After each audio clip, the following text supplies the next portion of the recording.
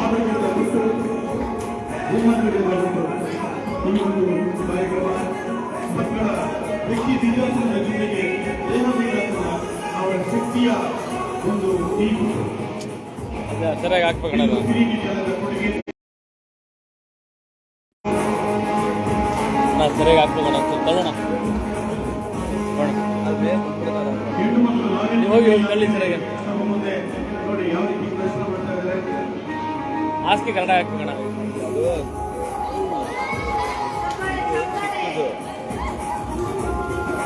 ತೆಗೆದ್ಬಿಟ್ರು ಆಗತ್ತೆ ಕಾಲ್ಸಿಗೆ ಹಾಕೊಳ್ಳುತ್ತೆ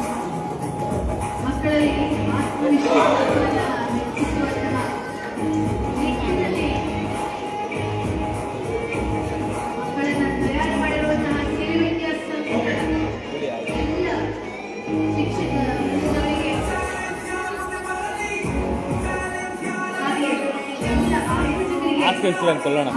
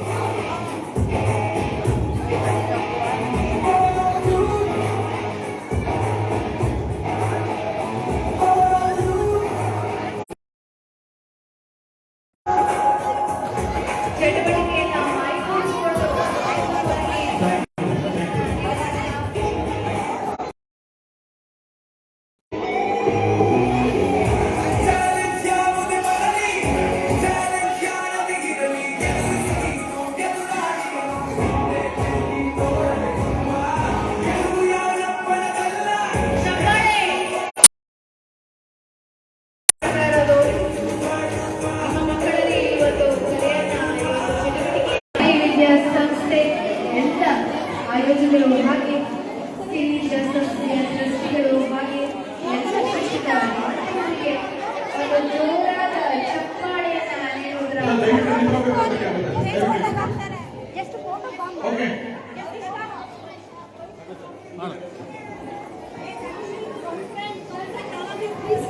ಮುಂದೆ ಬನ್ರಪ್ಪ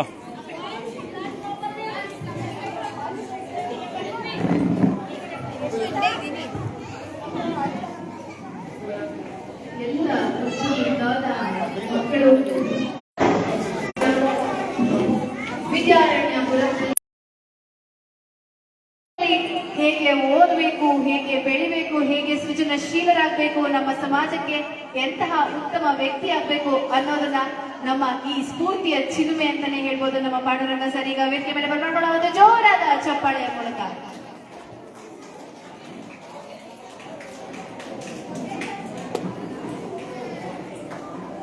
ವೇದಿಕೆ ಮೇಲೆ ಆಸೀನರಾಗಿರುವಂತಹ ಬಾಲು ಸರ್ ಅವರೇ ಹಾಗೆ ಅವರ ಶ್ರೀಮತಿಯವರೇ, ಎಲ್ಲ ಪುಟಾಣಿಗಳೇ, ಪೋಷಕ ಬಂಧುಗಳೇ, ಪುಟಾಣಿಗಳು ಒಂದು 5 ನಿಮಿಷಗಳ ಕಾಲ ಎಲ್ಲ ಕೂತ್ಕೋಬಹುದು ಬೇಗ.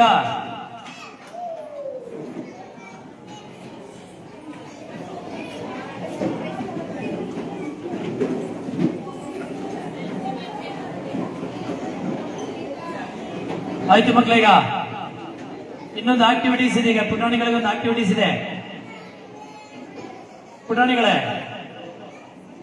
All red guys, listen here.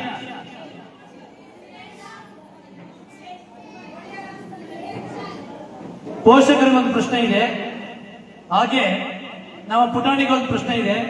ಯಾರು ಅದಕ್ಕೆ ಸರಿ ಉತ್ತರವನ್ನ ಕೊಡ್ತೀರೋ ಅದಕ್ಕೆ ಸೂಕ್ತವಾದ ಬಹುಮಾನವನ್ನ ನಾನು ನೀಡ್ತೀನಿ.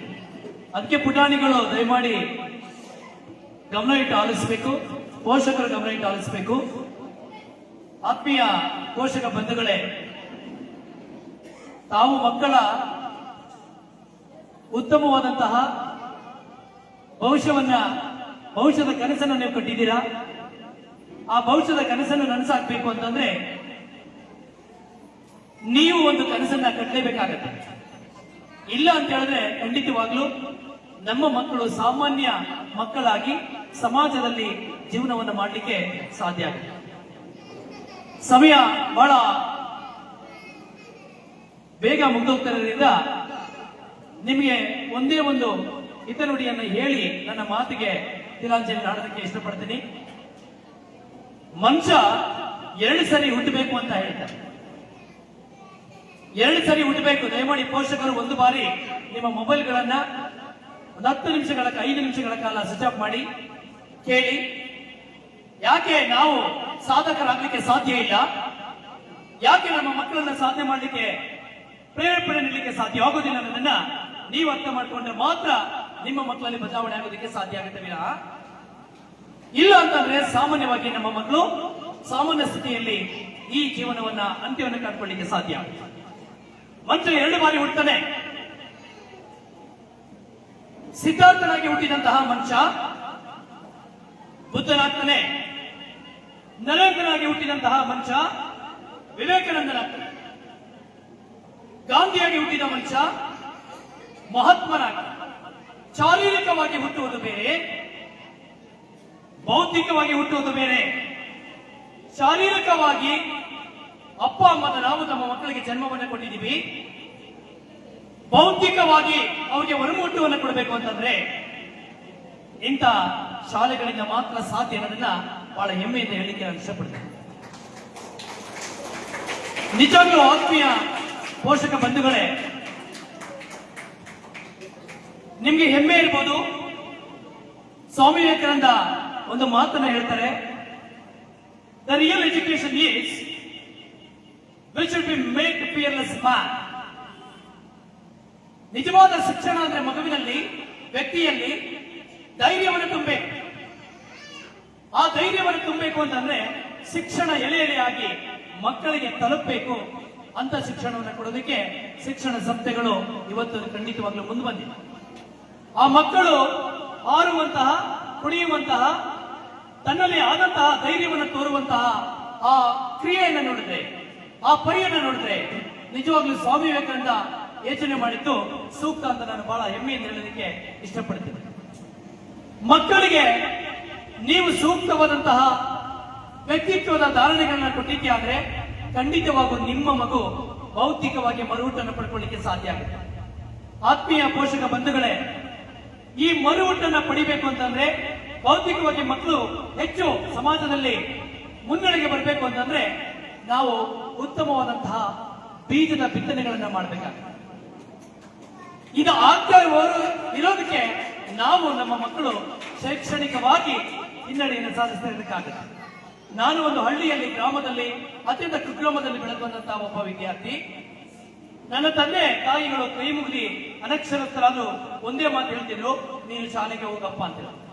ಆದ್ರೆ ಯಾವಾಗ ನನ್ನ ತಂದೆ ತಾಯಿಗಳು ಗುರುಗಳ ಮಾತಿಗೆ ಬೆಲೆಯನ್ನು ಕೊಟ್ಟರು, ಇವತ್ತು ಅದೇ ವಿದ್ಯಾರ್ಥಿ ನಿಮ್ಮ ಮುಂದೆ ಬಂದು ನೀವೆಲ್ಲರೂ ಉತ್ತಮ ಶಿಕ್ಷಿತರಾಗಿ ಅಂತ ಹೇಳೋದಕ್ಕೆ ಅರ್ಹತೆಯನ್ನು ಪಡ್ಕೊಂಡಿದ್ದೀನಿ. ಇದಕ್ಕಿಂತ ಭಾಗ್ಯ ಬೇರೇನು? ಹಣವನ್ನು ಮಾಡುವುದು, ಕಾರ್ನಲ್ಲಿ ಓಡಾಡುವುದು, ಬ್ಯಾಂಕಲ್ಲಿ ಇಟ್ಕೊಳ್ಳುವುದು, ಆಸ್ತಿಯನ್ನು ಮಾಡುವುದು ಸಾಧನೆ ಅಲ್ಲ, ಅದು ಭೌತಿಕ ಹುಟ್ಟಲ್ಲ. ಸಮಾಜಕ್ಕೆ ಸರಿದಾರಿಯನ್ನು ತೋರುವುದು, ಸಮಾಜಕ್ಕೆ ಸರಿದಾರಿಯನ್ನು ಹೇಳುವುದು, ವಿದ್ಯಾರ್ಥಿಗಳಿಗೆ ಸರಿ ಗುರಿಯನ್ನ, ಸರಿ ನಡೆಯನ್ನ ಹೇಳುವುದು, ಅದಕ್ಕಿಂತ ಶ್ರೀಮಂತಿಗೆ ಮತ್ತೊಂದಿಲ್ಲ ಅಂತ ನಾನು ವೈಯಕ್ತಿಕವಾಗಿ ಭಾವಿಸಿದ್ದೇನೆ. ಆ ನಿಟ್ಟಿನಲ್ಲಿ ಆತ್ಮೀಯ ಪೋಷಕ ಬಂಧುಗಳೇ, ಕೆಲವೇ ವಿದ್ಯಾರ್ಥಿಗಳು ಅಥವಾ ನೂರಾರು ವಿದ್ಯಾರ್ಥಿಗಳು ಇರುವಂತಹ ಶಾಲೆ ಆದ್ರೂ ಪರವಾಗಿಲ್ಲ, ಆಕರ್ಷಕ ಕಟ್ಟಡಗಳಲ್ಲಿ ನಿಮ್ಮ ಮಕ್ಕಳಿಗೆ ಶಿಕ್ಷಣ ಇಲ್ಲ, the costly equipments of big building that cannot substitute inspiring teacher ಅಂತ ರಾಧಾಕೃಷ್ಣ ಹೇಳ್ತಾರೆ. ದೊಡ್ಡ ದೊಡ್ಡ ಕಟ್ಟಡಗಳು ನಿಮ್ಮ ಮಕ್ಕಳಿಗೆ ಶಿಕ್ಷಣ ಕೊಡ್ತಾ ಇಲ್ಲ. ಅಲ್ಲಿರುವ ಕಾಸ್ಟ್ಲಿ ಎಕ್ವಿಪ್ಮೆಂಟ್ಸ್ ನಿಮ್ಮ ಮಕ್ಕಳಿಗೆ ಶಿಕ್ಷಣ ಕೊಡ್ತಾ ಇಲ್ಲ. ನಿಮ್ಮ ಮಕ್ಕಳ ಭೌತಿಕ ಸೂಕ್ಷ್ಮತೆಗಳನ್ನ ಅರ್ಥ ಮಾಡಿಕೊಂಡು ಅದಕ್ಕೆ ಸ್ಫೂರ್ತಿಯನ್ನು ತುಂಬುವುದಾದರೆ, ಸ್ಫೂರ್ತಿಯ ತುಂಬುವಂತ ಶಾಲೆಗಳಿರೋದಾದರೆ ಅದು ಶಿರಿ ಅನ್ನುವಂತ ವಿದ್ಯಾ ಶಾಲೆ ಇರೋದನ್ನ ಬಹಳ ಹೆಮ್ಮೆಯಿಂದ ಈ ಎಲ್ಲ ಆಕ್ಟಿವಿಟೀಸ್ ಗಳ ನೋಡಿದ್ಮೇಲೆ ನನಗೆ ಈ ಮಾತನ್ನು ಉತ್ತರಿಸಲಿಕ್ಕೆ ಸಂತೋಷ. ಒಂದು ವಿಚಾರವನ್ನು ನೆನಪಿಟ್ಕೊಳ್ಳಿ ಆತ್ಮೀಯ ಪೋಷಕರೇ, ಮಕ್ಕಳ ಕಿವಿಯಲ್ಲಿ ಉತ್ತಮವಾದಂತಹ ಬಿತ್ತನೆಯನ್ನು ನೀವು ಬಿತ್ತನೆ ಮಾಡೋದಕ್ಕೆ ಪ್ರಾರಂಭವನ್ನು ಮಾಡಿದ್ರೆ ಖಂಡಿತವಾಗಲೂ ನಮ್ಮ ಮಕ್ಕಳು ಒಂದೊಂದು ಹುಟ್ಟನ್ನು ಪಡ್ಕೊಳ್ಳಿಕ್ಕೆ ಸಾಧ್ಯ. ಹೇಗೆ ನಾನು ಹೇಳಬೇಕು ಅಂತಂದ್ರೆ, ಇಸ್ರೇಲ್ ಅನ್ನೋ ಒಂದು ಚಿಕ್ಕ ರಾಷ್ಟ್ರ ಇದೆ, ಮಾನ್ಯ ಎಲ್ಲರಿಗೂ ಗೊತ್ತಿರ್ತದೆ. ಆ ರಾಷ್ಟ್ರ 94 ಜನಸಂಖ್ಯೆಯನ್ನು ಒಳಗೊಂಡಿದೆ. 94 ಜನಸಂಖ್ಯೆಯನ್ನು ಒಳಗೊಂಡಿರುವಂತಹ ಆ ರಾಷ್ಟ್ರ ಗುಲ್ಬರ್ಗ ಯಾದಗಿರಿಗಿಂತ ಕಡಿಮೆ ಕಡೆ ಆಗುತ್ತೆ. ಆದ್ರೆ ಇವತ್ತು ವಿಶ್ವದ GDP-ಯನ್ನ ಆಳ್ತಿರುವಂತಹ ರಾಷ್ಟ್ರ ಇಸ್ರೇಲ್. 20 ನೊಬೆಲ್ ಅವಾರ್ಡ್ ತಗೊಂಡ್ರೆ 7 ಫ್ರಮ್ ಇಸ್ರೇಲ್. ವಿಶ್ವದ ಅತಿ ಶ್ರೀಮಂತರು ಅಂತ ಇನ್ನು 15 ಜನ ತಗೊಂಡ್ರೆ 7 ಫ್ರಮ್ ಇಸ್ರೇಲ್. ನಿಮ್ಮ ಮೊಬೈಲ್ ಅಲ್ಲಿ ಏನಾದ್ರು ಇವತ್ತು ನೋಡ್ತಿದ್ರಲ್ಲ, ಆ ಮೊಬೈಲ್ ಅಲ್ಲಿ ಒಂದು ಅಂಶ ಇಸ್ರೇಲ್. ಇವತ್ತು ಮುಂದುವರೆದ ಟೆಕ್ನಾಲಜಿ ಬಂದಿದೆ. ಮನುಷ್ಯ ಹೊಟ್ಟೆ ಒಳಗೆ ಏನೇನೆಲ್ಲ ಕಾರ್ಯಗಳು ನಡೀತಾ ಇದೆ ಆ ಕಾರ್ಯಗಳನ್ನು ವೀಕ್ಷಣೆ ಮಾಡೋದಕ್ಕೆ ಇಸ್ರೇಲ್ ಒಂದು ಟಾಬ್ಲೆಟ್ ಅನ್ನು ಕಟ್ಟಿದ್ರೆ ಅದು ನುಂಗಿ ಹೊಟ್ಟೆ ಒಳಗೆ ಹೋದಾಗ ಹೊಟ್ಟೆ ಕಾರ್ಯಗಳನ್ನು ತಿಳಿಸ್ತದೆ. ವಾಟ್ ನೆಕ್ಸ್ಟ್ ಅನ್ನೋದಕ್ಕೆ ಅದು ಅಲ್ಲೇ ಕರ್ಗೋಗುತ್ತೆ. It is from Israel.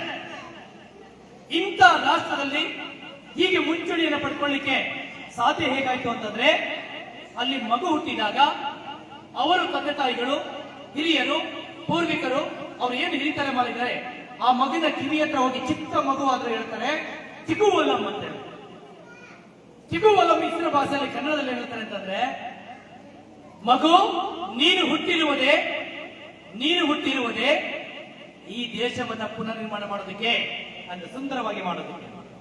ಮಗು ನೀನು ಹುಟ್ಟಿರುವುದೇ ಈ ದೇಶವನ್ನ ಸುಂದರವಾಗಿ ಮಾಡೋದಕ್ಕೆ ಮತ್ತು ಮರುನಿರ್ಮಾಣ ಮಾಡೋದಕ್ಕೆ. You are born for this world to repair this world and make beautiful ಅಂತ. ಇವತ್ತು ನಾವು ಯೋಚನೆಯನ್ನು ಮಾಡಬೇಕು. ನಮ್ಮ ಮಕ್ಕಳು ಬಡತನ ನಿಮಗೆ ಮುಖ್ಯ ಆಗೋದಿಲ್ಲ, ನಿಮ್ಮ ಸಿರಿತನಗಳು ಮುಖ್ಯ ಆಗೋದಿಲ್ಲ. ಒಳ್ಳೊಳ್ಳೆಯ ಮಾತುಗಳು, ಒಳ್ಳೊಳ್ಳೆಯ ಆಲೋಚನೆಗಳು, ನೀವು ಕೂಲಿ ಮಾಡಿ, ಹೂ ಕಟ್ಟಿ, ಆಟೋ ಓಡಿಸಿ, ದೈನಂದಿನ ಕೆಲಸಗಳಿಗೆ ಹೋಗಿ, ಅದು ಮ್ಯಾಟ್ರ್ ಆಗೋದಿಲ್ಲ. ಇಲ್ಲಿ ನಿಮ್ಮ ಮಕ್ಕಳು ಶ್ರೀಮಂತಿಕೆ ಆಗಬೇಕು ಅಂತಂದ್ರೆ ಒಂದೊಂದು ಆದರ್ಶ ನುಡಿಗಳನ್ನ ನೀವು ನಿಮ್ಮ ಮಕ್ಕಳಿಗೆ ಹೇಳಬೇಕು. ಆತ್ಮೀಯ ಶಿಕ್ಷಕ ಬಂಧುಗಳಲ್ಲೂ ನಾನು ಕೇಳ್ಕೊಳ್ತೇನೆ.